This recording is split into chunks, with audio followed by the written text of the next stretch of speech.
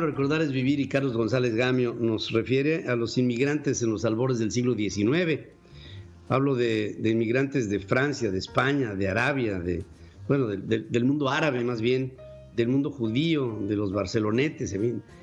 Hay como todo, ¿no? Los pueblos se van conformando por una especie de pañuelo lleno de pedazos, lienzos que tienen una identidad y otra, y sumadas dan una nueva cultura que nace en un nuevo país, y eso es justamente lo que le pasó, entre otros, a México en algún tiempo, de la conformación de lo que fue esa cultura, luego de subculturas, en el siglo XIX. Y mi querido Carlos González Gamio, mejor explícanos, ¿tú cómo estás? Buenos días.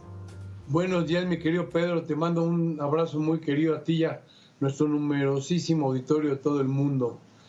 Efectivamente, Pedro, así como cereza del pastel de estos tiempos luminosos que se nos están dando en nuestro país y en el mundo, quise tocar este punto, te digo como cereza del pastel porque acaba de regresar un amigo mío de Tijuana y le pregunté cómo estaba la estación. Me dijo que pues estaba patético, ¿no? Hay campamentos, hay de miles y miles de migrantes, pero no nada más de Honduras, de Nicaragua, de El Salvador, sino también mexicanos que se quedan ahí en la frontera esperando el cambio, ¿no? Entonces, me movió a reflexión el hablar de los inmigrantes precisamente, ¿no? Y realmente yo creo que ese es un tirito que se tiene que echar Biden a la uña y los Estados Unidos, ¿no? Porque realmente la Declaración Universal de los Derechos Humanos es de que todos los habitantes del mundo pueden circular libremente por cualquier país, cualquier estado, y si quieren quedarse ahí, si se quedan y no sé qué, pero pues esa es una propuesta imposible de seguir, porque realmente pues tienen que organizarlo y ordenar a toda esta gente, ¿no? Pero efectivamente, Pedro, los inmigrantes no siempre fueron estas hordas de cientos de miles o decenas de miles de gentes que viajan de Argelia a Europa sintiéndose con los derechos que les corresponden, porque dicen, bueno, pues el petróleo es nuestro, pero los que lo gozan son los europeos, ¿no? Y Europa se ha llenado por decenas de miles de inmigrantes, que casualmente cuando empezó esa migración de Argelia y esos países del norte de África hacia Europa, simultáneamente empezaron a llegar millones o miles, cientos de miles de migrantes hacia Estados Unidos, cruzando por territorio mexicano, y al poco tiempo se desató la pandemia esta. Entonces a mí me mueve mucho a reflexión esto, ¿no? Pero no todos los inmigrantes se caracterizaron por ser gente que iban a buscar el sustento de otros países. Aquí nosotros empezamos a crecer como nación precisamente en los albores del siglo XIX, con toda esta migración enorme que hubo, ¿no? Y llegaron gentes de todos lados. Cuando llegó Maximiliano, pues llegaron muchos barcelonetes que acabaron haciendo negocios y acabaron haciendo fortunas en México y contribuyeron al crecimiento del país, ¿no? Ahí está fábricas de Francia, Liverpool, apellidos como Arnaud, como Michel, como Verdaguer, los Clarion, que llegaron allá a Nuevo León con bolsas y cofres enormes de mercancías y les compraban, ¿no? Y también en esa zona de Monterrey llegaron en el siglo XIX muchísimos judíos conversos, sefaradíes, que hicieron de Monterrey una plaza de lo más industrioso, una de las ciudades más potentes del continente americano. Todos esos apellidos, Pedro, que tenían nombres como de animales, como Garza, León, Sada, los Treviño, todas estas gentes hicieron en Nuevo León una industria enorme, una ciudad como pocas de dinero, ¿no? Que pues todos llegaron de Europa, ¿no? Migrantes, muchos venían de las zonas de León, en España, de Asturias.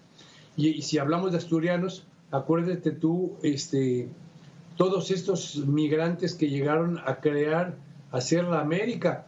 que crearon, por ejemplo, industrias gigantescas que crearon decenas de miles de empleos, como el caso de las cervecerías. Ahí tenemos el caso de don Pablo Díez, llegó Arturo Mundet, Antonino Fernández, ¿te acuerdas del papá de esta señora que es la mujer más rica de América Latina, que se llama María Asunción Aramburu-Zavala, don Pablo Aramburu-Zavala, Nemesio Díez, Díez Morodo.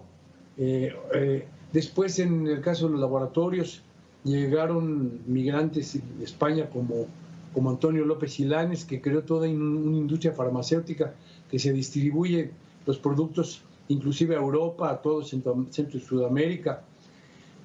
La migración judía, precisamente, que llegaron todos los padres y abuelos de la gente de la comunidad judía que hicieron fortuna en México. Ahí tenemos el caso, ¿te acuerdas de aquel señor que fue un coleccionista que volvió más rico a Mario Moreno Cantinflas de lo que era, que fue Jack Hellman, creando la mejor colección de arte que ha habido en México? Estaba el señor Zapper, que a muchos periodistas los hizo ricos enseñándoles a vender sus palabras, ¿no? Está el caso de don Elías Ouraski, que fue uno de los judíos más ricos, que creó miles y miles de fuentes de empleo. El caso de Eric Koenig, que llegó con Miguel Alemán, se le echó a la bolsa, hicieron muchos negocios, desarrollos industriales muy importantes, desarrollos urbanísticos. El papá de los Saba, de don Isaac Saba, que se volvió uno de los hombres más ricos, si no el más rico de la comunidad israelí en México. Entonces se dividían entre sefaradíes y askenazis, ¿no? Pero podemos hablar también mucho de esta gente, por ejemplo, don Santiago Galas, que hizo industrias, creó muchas fuentes de empleo. Después la gente que llegó en épocas de la República, los republicanos que lucharon contra Franco, muchos llegaron a México a ser parte de aquí, llegaron a los famosos niños de Morelia, todos ellos ahora son gente muy pudiente que han creado fuentes de trabajo en todo el territorio nacional, que eran creo que 400 o 500 niños que llegaron entre los 6 y los 12 años, que acabaron haciendo fortuna en México, ¿no? Sí, claro. Y después tenemos estos inmigrantes que adoptaron la nacionalidad mexicana como propia, se sintieron más orgullosos de ser mexicanos que de su patria, que hicieron y le dieron un gran fulgor a nuestro país. Ahí tenemos el caso, por ejemplo, de Luz Buñuel, que se autoexilia de España, viene a México y se vuelve uno de los cineastas más importantes de habla hispana. Tenemos el caso, por ejemplo, de Leonora Carrington, que siendo novia o amante de un judío, Max Saub, la persigue los nazis y huye a México, se viene a México y se vuelve una de las pintoras más importantes del mundo y se nacionaliza mexicana también.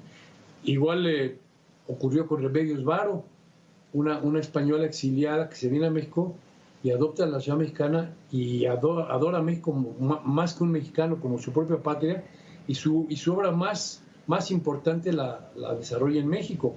Ahí tenemos el caso de Alexander von Humboldt, biólogo, geólogo, geógrafo importantísimo, europeo-alemán, que se nacionaliza mexicano y acaba adorando México como su propio territorio, ¿no? Está el caso, por ejemplo, ¿te acuerdas ese gringo magnate, Sir Edward James, que hizo uno de los lugares más impresionantes en San Luis Potosí, estos jardines surrealistas, que él además patrocinaba el movimiento surrealista europeo, y se viene a México y ve Gilitla como su pueblo natal, y ahí desarrolla estos jardines que son mundialmente famosos, ¿no? Bueno, ¿qué me dices de Chabela Vargas?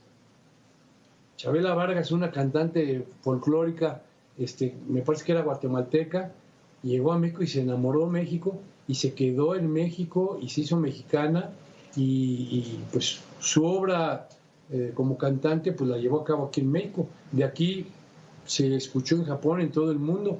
Entonces, ahí está el caso, por ejemplo, de Antonio Basagoiti y Alfonso Castelló, dos españoles que llegan a México, llegan primero a Cuba, se vienen aquí y hacen todo un imperio, crean el Banco Comercial Mexicano, después se hace el Banco Nacional de México. Entonces, yo creo que tiene su buen tema de hablar los inmigrantes, ¿no? Porque ahorita los vemos como apestados porque van a recorrer un territorio y que donde pasan en sur. Hay un tren que le dicen la bestia, ¿no? Que ahí se trepan y se van a buscar el pan de nuestro de cada día al otro lado, ¿no? Y muchos pues se quedan en México porque no tienen para comer. Entonces, yo creo que todos los países se hacen con gran parte con inmigrantes, ¿no?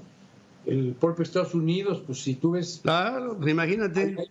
Nueva York, todo esto pues, se hizo con inmigrantes, irlandeses, italianos, franceses. Sí, me recuerda la figura de Mike Feldman, aquel ucraniano que llegó a ser un verdadero portento de su economía, que después la convirtió en fuentes de empleo para mucha gente y que hoy deriva en lo que es Mike Feldman. Mike Feldman. Ah, claro, tiene su banco. Pues sí, pues que es ahora llevado por Daniel Becker, que por cierto, Daniel Becker, nieto de Mike Feldman, es el hoy presidente de la Asociación de Bancos de México. O sea, pues es una cantidad de migrantes que, como tú dices, pues mira, todos tenemos algo de migrante, porque los Gamio y los González, pues no creo que sean del Imperio Azteca, y entonces... Así como los Ferriz y los Decón, pues digo, todos somos parte de esta... Pero a lo mejor tenemos nuestra pizcacha de sangre indígena también, ¿eh? Pues seguramente que sí, y ojalá y así sea. Si porque pues esto tenemos... Claro, habría que visitar la piedra de los sacrificios, mi querido amigo. Pero acuérdate que hay que decirle al rey de España que nos pida perdón por la conquista de hace 500 años, ¿eh? Eso no se nos debe de olvidar. No, bueno, lo único malo de la conquista fue que llegaron los López Obrador, así juntitos. Gracias, querido amigo. Gracias a ti, mi querido Pedro. Te mando un abrazo. Yo también.